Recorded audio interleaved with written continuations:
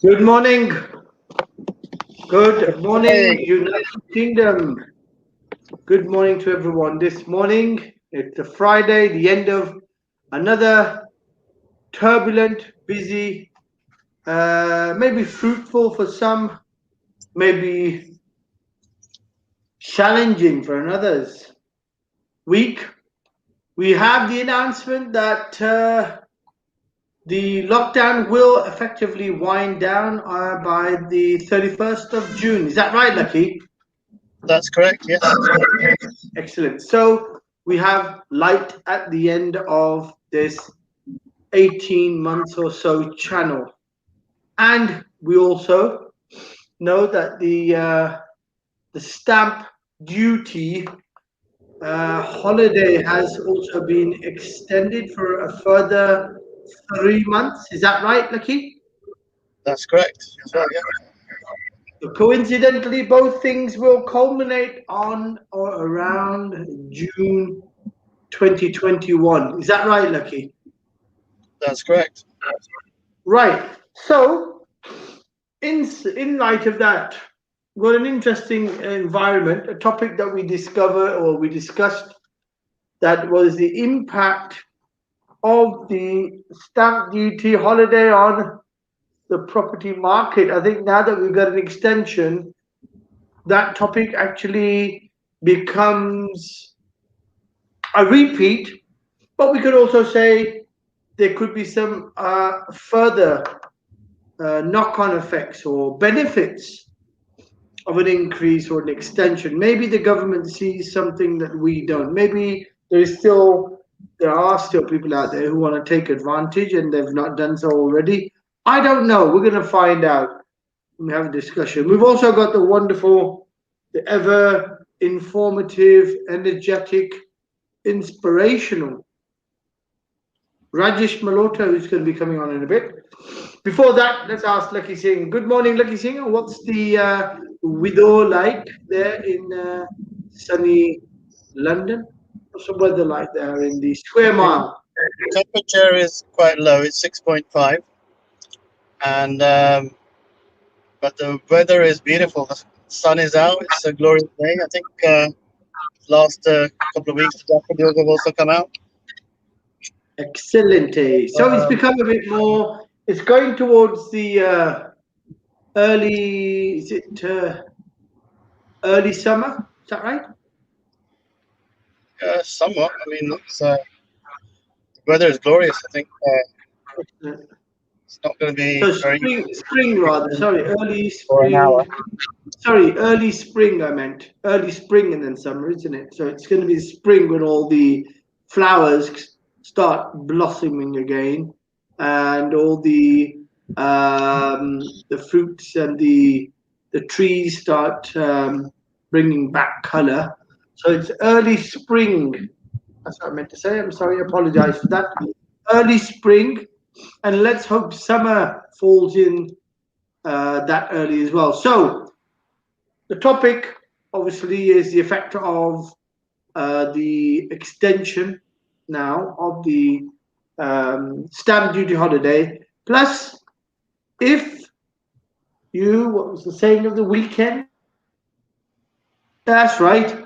So the saying of the weekend, we're all risky this week. If if you don't take the risk, you'll miss the chance. It's all about, is a risk worth a chance? So, Lucky Singh, what do you think? What does that mean to you, please? If you don't take the risk, that you miss it. Did you ever miss a chance because you didn't take the risk, or were you always taking risks and you were still missing chances? Um, it's a very broad statement, so it depends what sort of risk you're taking and the parameters of the type of risk, and whether it's a personal risk, a business risk, what type of risk is it going to be. So I think it's too much of a broad statement, but to say, yeah, if you, general principle, if you don't take risks, you might miss opportunities. So there's a bit of a balance there. There's too many risks, such as gambling is risky. Lose your hotel, or lose your £10. So depends really, you know, where you draw the line. Where you're, I think the word revolves, or this statement revolves around the word risk and what risk actually means. I think risk means a different thing to different people. Does that make sense? Because to a person who is in a 9 to 5, taking a risk is possibly asking for an upgrade or moving to the next job up in their line or something. And that to a businessman probably seems really trivial. It's just asked for a raise. So what? You probably think, well, that's not a big risk. So I think risk has a meaning to everyone differently. So, and even risk for someone in a 9 to 5, asking for asking for a pay rise or asking for the acceptance of a job upgrade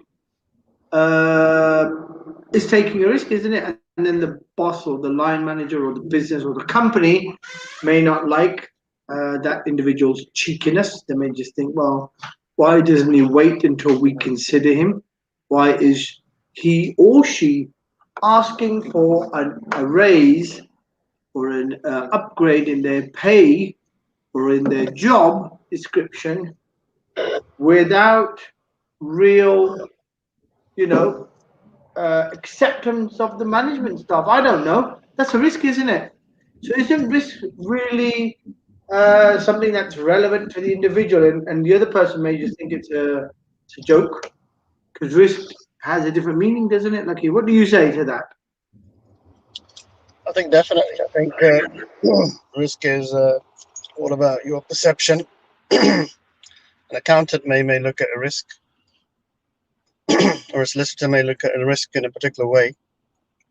Then the entrepreneur will say, I'm going to do it anyway, because they may throw caution to the wind, but if they hit the right note, then they're the ones that make the millions. I'm sure people like Jeff Bezos and Elon Musk in their time probably had quite a lot of people telling them it's not possible, and then they've had to take the risk and the chance that everything does come off. Before I answer to that, I continue with Lakhi's inference. I'm going to give a big shout out to Mandy, John Smith, and Hazel. Thank you so much for starting with us, a cracking early morning, every morning. We've got the special, or our regular special guest, Rajesh. Could we have him on before we ask him to continue with this topic? Good morning, DJ. Good morning, Lakhi. Sorry. Morning, Rajesh. How you doing? How you doing? I don't know if you can see me clearly. We've got new blinds on, so the sun's coming in there. But yeah, I suppose. Can't really see clearly. Might be better to move. Hold on 1 second. Just give me 1 second. Sorry. Are you closing the blind? Handsome Raj Malhotra. These new blinds, are they? That's better. Yeah. Is that you see me new blinds? Yeah, they're new blinds. Yeah, new blinds. Yeah, a bit of the BBL being spent there in the Home Office. I like that. Excellent. Right. Yeah. So, Reddish. Yeah. Topic. If you keep to the topic we had yesterday, it's a continuation. The effect of the extension. If we were talking about it yesterday, say, well, what's the effect of the stamp duty holiday? Where are we going with it? And we had the ever lovely, what was the name? Is it Chadda Gupta? That's right. We had her on, and she had her own understanding about it as well. And we were talking about, well, maybe it's just to mop up the market, see whatever business is left out there, anyone with cash to put it into property. We've had an extension. Maybe the government sees something we don't. Maybe they know there's people out there got money sloshing around, or someone's made a request and said, look, It's a wonderful idea. It still hasn't bottomed out. Let's give them another 3 months. What's your opinion on that, please? Well, my opinion would be, well, if you want my own personal opinion, I think you should scrap stamp duty altogether. It's a hated tax, rather like inheritance tax, but obviously I don't work in the cabinet. I mean, if he was going to extend it, why doesn't he extend it for another year then in that case? Why only 3 months? Because what's happening is, and he's putting pressure on buyers again, who are then going to miss the deadline. Because 3 months is going to go. I think that's very wise. I would recommend you, Rajesh, to be an advisor to the chance. I think he needs someone like you to make him see sense. I think that's a very valid point. What do you say, Lakhi sir? I think basically it's for them. It's a bit like a card game. They're going to play certain cards out. You can't really guess really what's going on in their head. There's probably going to be some method to the madness.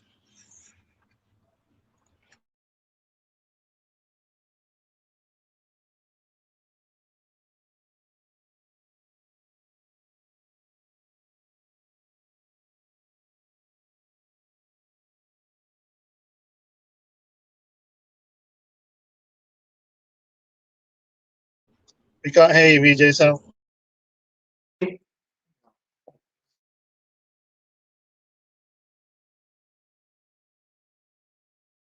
Right, yeah, you're just trying to work out which one to put on my arm. Right, okay. What I was saying is, I think Rajesh makes sense. I think it's not buyers and sellers really.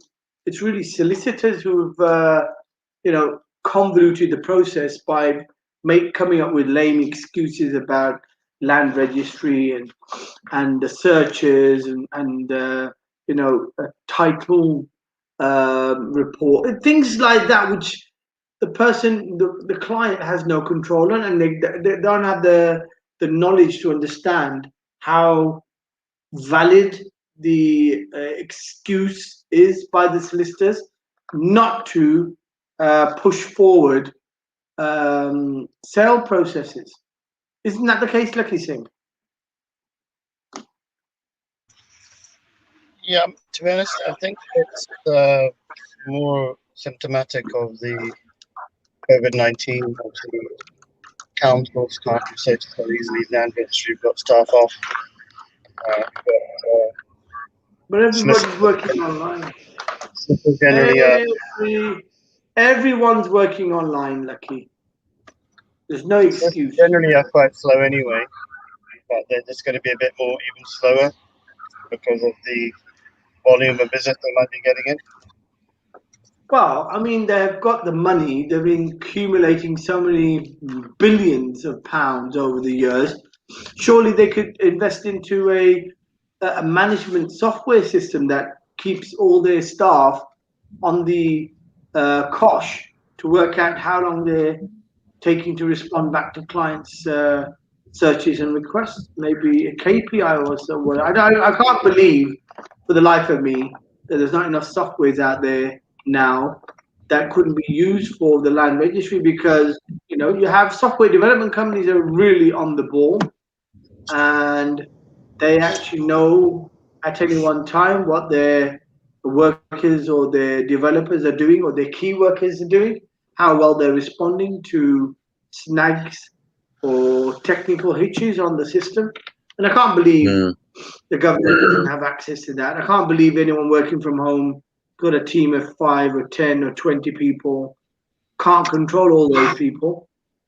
I don't believe that. What do you say, Rajesh? Isn't that part of the problem? The people in the system giving the extensions actually are the ones who are creating the mess for the people who want to sell and buy, because buyers and sellers are quite clear in this market, because it's only so much money is going to buy. You're not going to get any loan offers that are in the pipeline and we're just waiting for the offer to come through.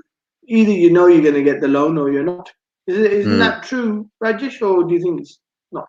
No, I would agree with you. I think that I mean, in a way, it's a bit of a double-edged sword. He's extended the, like you said, the stamp duty for another 3 months. But everyone else is sort of rushing to buy and sell property. It would have been better for him to just extend it longer, like you said. Obviously, certainty. I think that's what the word is. That's the thing, Certainty. yeah. The government keeps flip-flopping. You know, Boris does it. We're opening, then we're closing, then we're opening, then we're closing. It seems like it's rubbed off on Rishi. Rishi's now saying we're extending it. So why not just extend it for a year? Why extend it for just 3 months? It doesn't make that much sense, you see. And like you said, a lot of these government departments, they look at, I mean, the budget's coming soon. So he's going to announce what changes he got on the budget.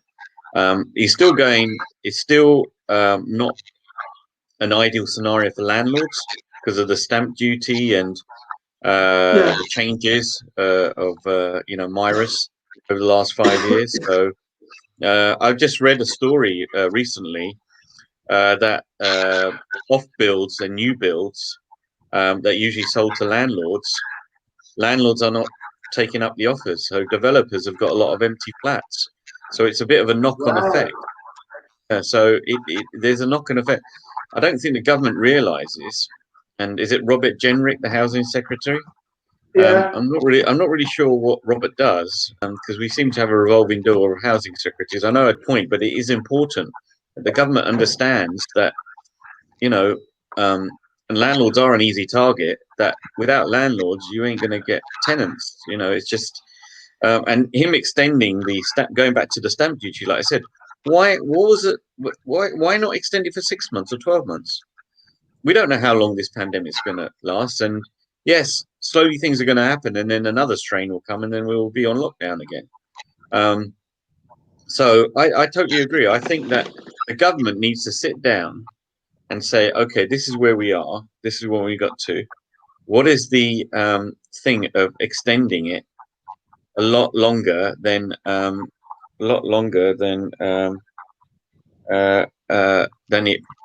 it already is? You know, because then it gives. I think, okay, if I was in government and I was issuing an order, I'd agree with Rajesh and I'd say, right, you have until 31st March. Yeah. But the cutoff time, based upon a 8-week turnaround for a sale, is going to be January 31st. Any sale that doesn't get into the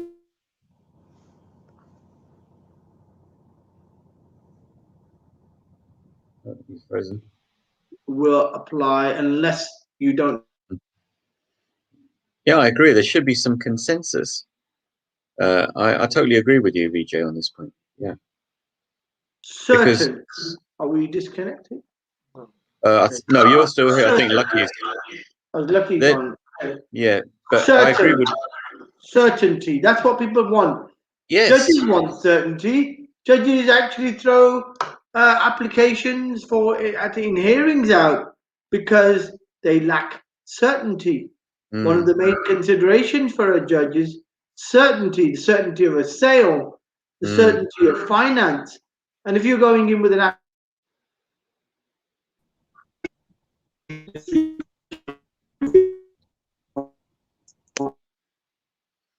the judge is going to want a solid finance offer, not something that's wishy-washy that's going to say subject to, because you're going to say it's uncertain that you're going to get the offer. So if everyone wants certainty, why should the public not get certainty from the government? It's bizarre. It really is. It really is. I mean, there hasn't been any certainty or certain decisions from the government. The only decision that they sort of made is the decision on Brexit. But as far as the pandemic's concerned, they're and I know they're in a difficult position, especially our illustrious Prime Minister. But the market, whether it's the stock market, the property market, or even the legal field, needs certainty, because uncertainty affects everyone. It affects the property market, it affects the stock market. A lot of people have pensions that are invested in the stock market. A lot of people have properties. They're wanting to know, So, all right, this extension of stamp duty, is it going to, because what will happen is we'll get to June. Rishi may then decide, well, you know what, I'm going to extend it another 3 months. Why not just extend it for a year? And then he can review it. I don't understand, you know, but like I said, I don't work in the government, so, you know, they're a law unto themselves. The chances you buddy doesn't want to upset him. Lakhi, if you're not back. I think Lakhi should be the next Chancellor of the Exchequer. I think he'd do a better job. Good, pardon? Oh. Mike is muted it. Lakhi, you're not with us? No, he's there. Don't have any create any Are you there? disturbance. I'm here, yeah. All right, you're eating a bag of crisps or something like normal. It's all right. I just in case I make any untoward noises. So what do you think, Lucky? Do you think he should extend it for a year? I think he should. I mean, if I was a chancellor, I would just scrap the stamp duty altogether, but obviously I'm not. I think it all comes down to which side of the fence you're sitting. And there's winners and losers in anything that you do as a government. But the underlying issues are that they've got to prop up the economy, and they've got these different tools. And I think they get basically the way it works. Decisions are not necessarily made by the politicians; they're made by their special advisors who do the research, look at forecasts, look at strategic issues they want to align themselves with. So there's a whole host of other factors that go behind things.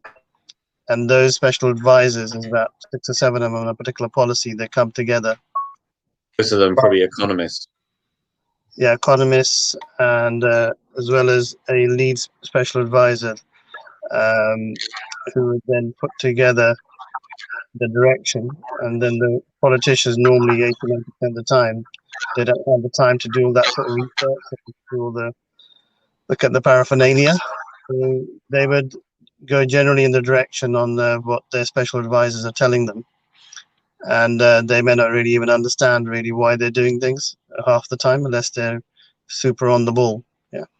Well, he's just recently, I don't know if he's recently announced this, that he's thinking about increasing corporation tax, and also he's obviously looking into doing a digital sales tax for online to make it compete, but there hasn't been anything solid in that sort of area, but it could come through.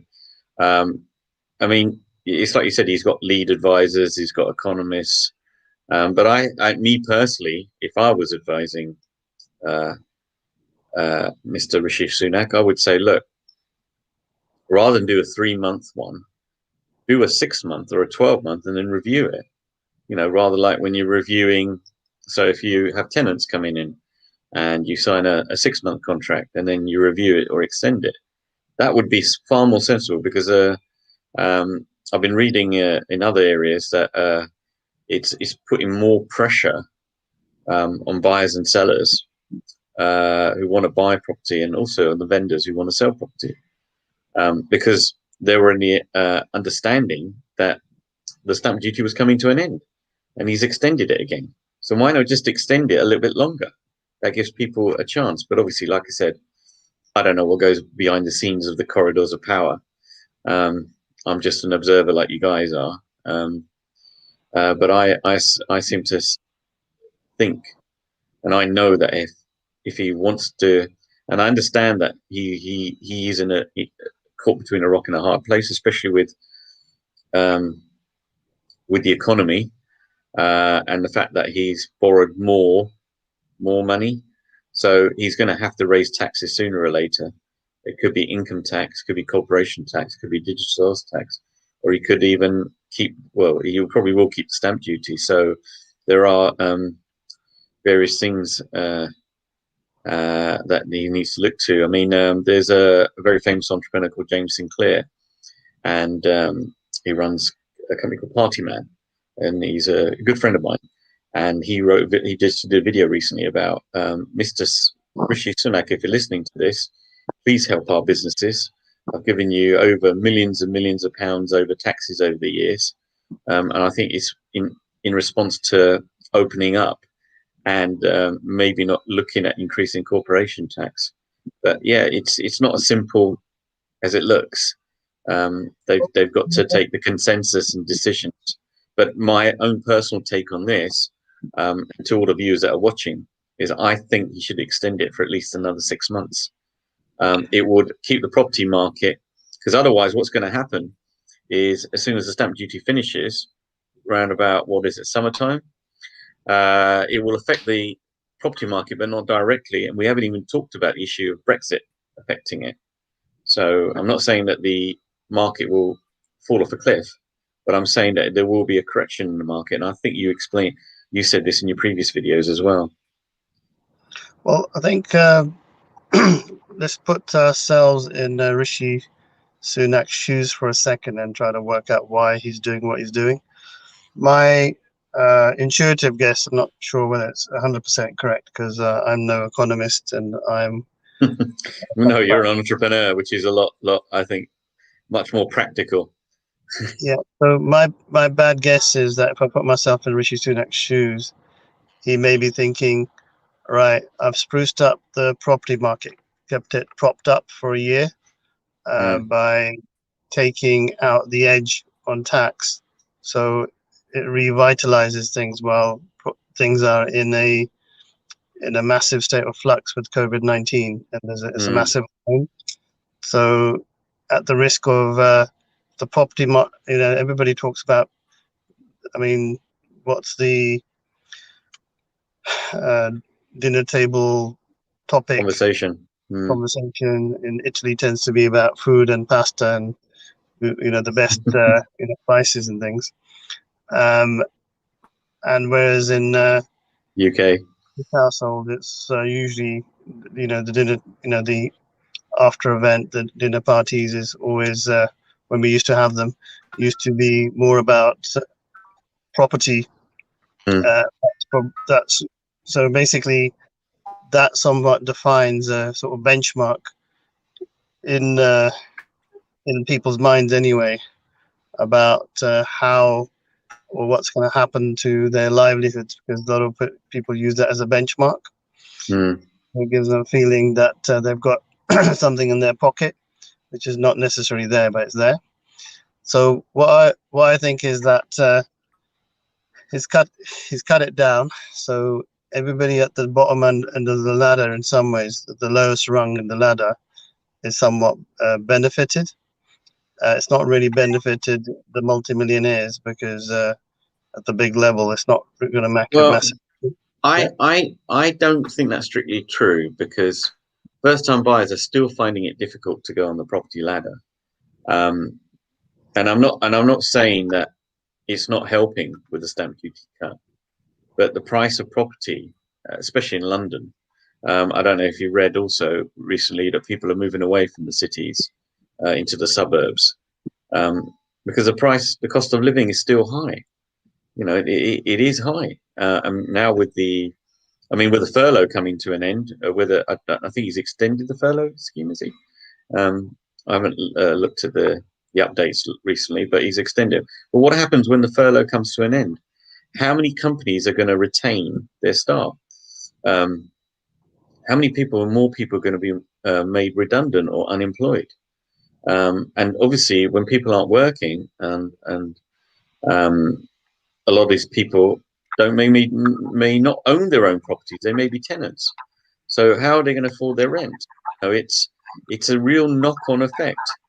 And like I said, we haven't even discussed Brexit coming into the fold, but it's like I say, it's almost like a perfect storm.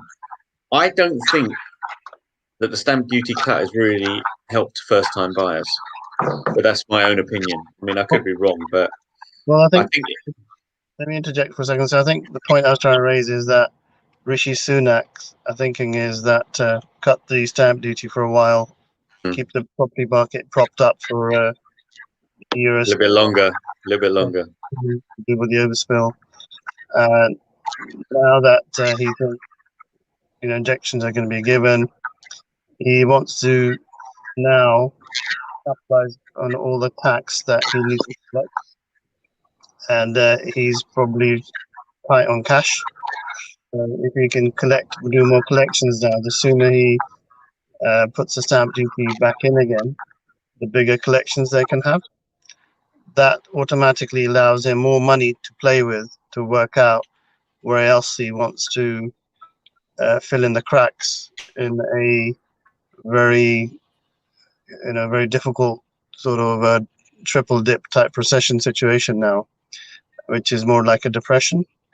Indicators are more closer to a depression. So I think my reasoning in terms of why he might be doing it is purely financial, to do with using it as a financial tool to spruce up the. Seems more to me like a blunt instrument. He's using a hammer rather than a screwdriver. But like I said, it's like you said, he wants to prop up the market, and then when it comes to an end, you can use those. You can use the stamp duty to obviously bring in the taxation, so to bring borrowing down. But I still think we should extend it a little bit longer. But like I said, VJ, oh, he's taking it. VJ, what do you think? I think he's frozen. He's become a robot. VJ's gone into the future. Has just come back to find out. He's gone into 2022. Hi, VJ, you there? VJ's saying things that it's not comprehensible. So he may be able to hear us, but we can't hear him. What do you think? What do you think about this furlough? Then, do you think that once it comes to an end, do you think many companies will look to keep staff on, retain staff? Because what's going to happen is rather like in the last financial crisis, they found that they didn't have vacancies. Sorry, VJ, you were saying? I was saying, my understanding of what he's doing is he doesn't really know what he's doing. And because he doesn't really know what he's doing, he's just winging it. It's just as if you didn't know how, like a baby. Not winging it, but he's taking baby steps. 6 months, 3 months, 6 months. So because he just doesn't know what's going to happen, he has no clue where things are going to go. And there's another more deeper reason, and that is he's not really calling the shots. Does that make sense? Yeah. That's a really good point, actually. That's a really good point. Yep. Yeah. So he's not really calling the shots. Somebody else or some pulling the strings. Something else is calling the shots, and he's really not sure what they or whoever's calling the shots want, and he's not really in control of where he's taking the economy. The third point, and the most important point, is it's a bit like someone waiting for something to happen. So it's not like someone moving forward with a clear policy that says, right, I'm getting to this point. It's more like someone who's waiting for something to happen. So the steps are baby steps, but they're like a baby taking small steps, waiting for themselves to fall over somewhere. So that's my 3 pointers on it. So he's not in control. So the only thing he can do is take baby steps, and even the baby steps are being governed by someone else. And the reason that's happening is something and some event is about to happen, something that's going to change,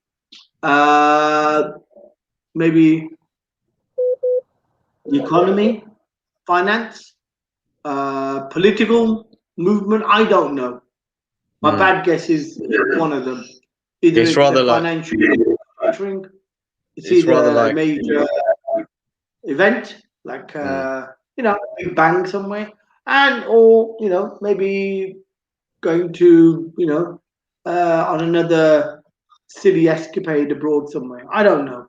That's my bad guess. You could be. I mean, yeah. What you're saying is they're all very valid points. I mean, it's rather like Rishi's in a car on a dark road, in a country road, and he hasn't got his full beam lights on. He's just got his headlights on, and all you can see is 6 feet in front of him. He can't see the whole road. And what you're saying about someone else calling the shots, like he said, he's got advisors. So maybe the advisors are calling the shots. They're pulling the strings, and he just has to kowtow to the party line. Well, I would stick to the baby metaphor. It's more like a baby with his nappy full of shit, and he can feel something dribbling down his leg, but he's not really sure. That would be the economy. Yeah, that'd be the economy. Yeah, that's it. It's all dripping out of his nappy. Not really sure what to do with himself. Taking little steps. Every time he takes a step, there's a little leak on his little baby legs. That makes more sense. What do you reckon, Lakhi Singh? I think he likes the car analogy. You ever had a parent? You ever had that situation? Nappy on, full of number 2. You not quite sure which way to go to get to someone to clean you up, or let it all hang out. Probably too early in the morning to be thinking about that sort of thing. But,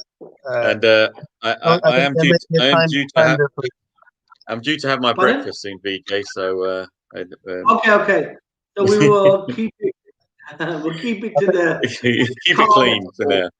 I think keep it above the waist. VJ Sal's always in a different time zone, so I think VJ Sal's in a different universe. Yeah, universe. Right. Okay. So, Lakhi Singh, how long we got left? We've got 5 minutes left. So we're in the different time today. We only have 45 minutes.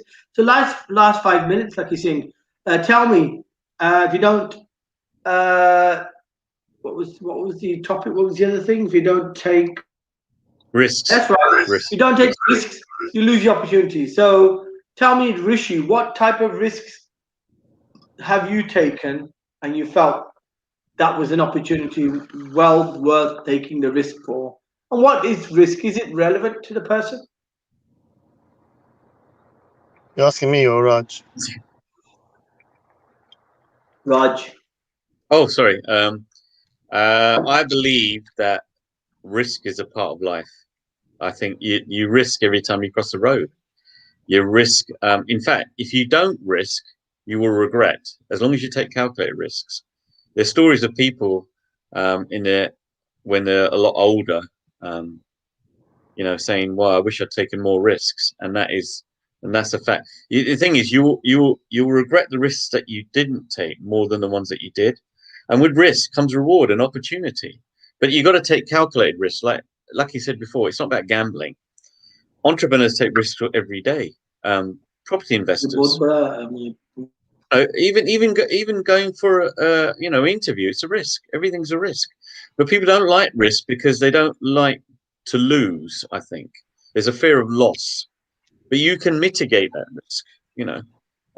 I've risked a lot, I've lost a lot, but I've gained a lot as well. So I think risk brings its own reward. If you're not willing to risk, a lot of people are risk averse.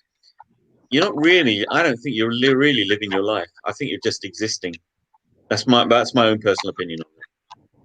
Okay, Lakhi, what's your point on it? What do you say? Crossing a road, is that a risk, or is that just crossing? Isn't crossing the road when it's jam-packed? Probably crossing a motorway. That's a risk.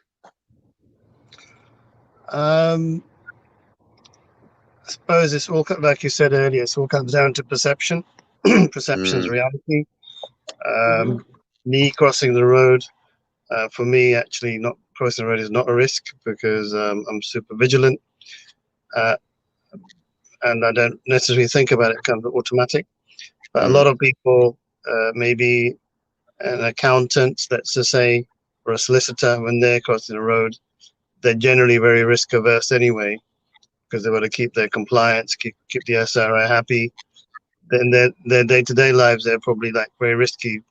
For example, I know when I get out of the car, I might be a bit more relaxed and not worry about the risk of things getting stolen out of my car. So I sometimes have on occasion maybe left it open by mistake.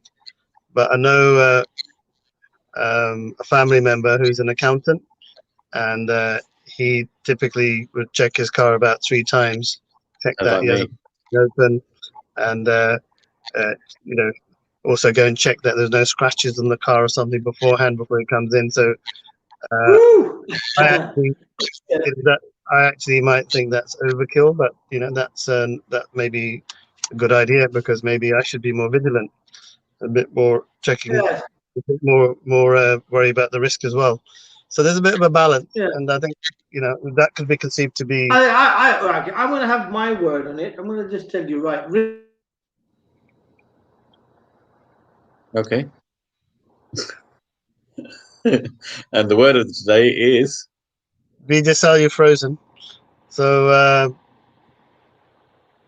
Might as well continue then, Lucky. You were saying about be a bit more vigilant, and they are relevant to the environments that Vijay, you got cut out, so you just have you to got repeat cut it. out. Could you repeat that, please, again, Right, Vijay? I'm going to say risk. What is risk? Risk is things which are in your control, directly or indirectly, and they have an impact on your direct or indirect environment, and it depends upon how much you wish. Oh, you're frozen again. That's risk. Okay. Now cut out again. You cut out again, man. do it again. So I'm going to say once more. Take Risk. 2. Take 3, I think. Take 4 now.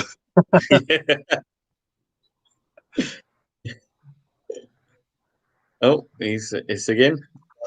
Right, I'm back now, properly connected. Right, okay. Risk. Risk is the feeling of control. Remember, we have a feeling of certain things that we are in control. For example, crossing the road, it is in our control. And crossing a road on a small road is probably less risky than crossing the road in a big road. Either way, there are risks. Or a motorway. Okay? Well, I said the highest risk I would assume on crossing something physically, like walking or running over, it's going to be a motorway. But even a motorway could be less risky And train tracks. At night, or if it's been closed down on either way. So what I'm trying to say to you is, risk is the control levers you have on decisions you take in light of the environment around you, and it is through control of decisions, indirect and directly, and the letting go of controls in certain matters, where you allow the events around you to take control. That is called risk. And some people actually let everything go to an almighty being, and they have no feeling of risk in anything they do. They just jump into things, and they've been successful. We had a client about 7-8 years ago, or rather 10 years ago, who owned a banqueting hall, and he would literally work with that premise in mind. He would work off relationships. He wouldn't worry about the consequences, because somehow all the consequences would land on their feet for him. That's one way of operating. So it is all about the levers of control. Levers of control. Yeah, because ultimately the risk that you could wake up Monday morning and find out it's Black Monday and everything's collapsed and it's all gone down the pan, whatever hard work anybody's been doing. So how did you control that? What is that risk? That's something that you don't even have control on. So you just get up and you're going to try your best to start swimming on Black Monday. So risk is the things that you're in, well, you think you're in control of at least, and then how you let go those levers in regards to what you want to achieve. And that's what the definition of risk is. It's really the feeling of control of things and the consequence they have on you when you let go of them. Oh, consider a bit myself. That's great. But the last most important announcement to make, is it Wednesday? Wednesday, we have Miss Eastern Europe on. Wow. Not is she only pretty, She is also a Miss Eastern Europe, so she is the Miss of the entire of Eastern Europe. A Miss A Fox. Is it Anastasia? Is it? Anastasia Fox, and she's a bit of a public figure. She's going to be on. So anybody want to ask her questions? She's got a couple of very I would say they're very versatile, but they're also very. I think they're very. They're Controversial. I wouldn't say they're controversial. It's not controversy. Edgy. Sensitive topics. That's right. And I think one of them is it. That's right. Minorities and domestic violence. So it's quite a hot. It's hot quite topic. a difficult. Yeah, that's right. So minorities like Lakhi Singh, he's a superstar. We don't get many. He's from Krypton. He probably gets persecuted all the time for being. Why are you in this planet? Why don't you go back to your planet? Type of thing. And obviously domestic violence, which is not a nice thing. But I think we talk about it. Yeah, it needs to be discussed. I think it's a good thing to discuss. I think it's healthy to discuss. And I think it's probably even healthier for the people who are either perpetrating it or involved in suffering. it, because it can help suffering. Help especially now recover. Yeah, that's right, because it's probably gone up since lockdown, I assume. So take care, everybody. Lakhi Singh. Thank you, Vijay. Thank you, Lakhi. Thank you, all the viewers for watching. Until next time. Week. Take care.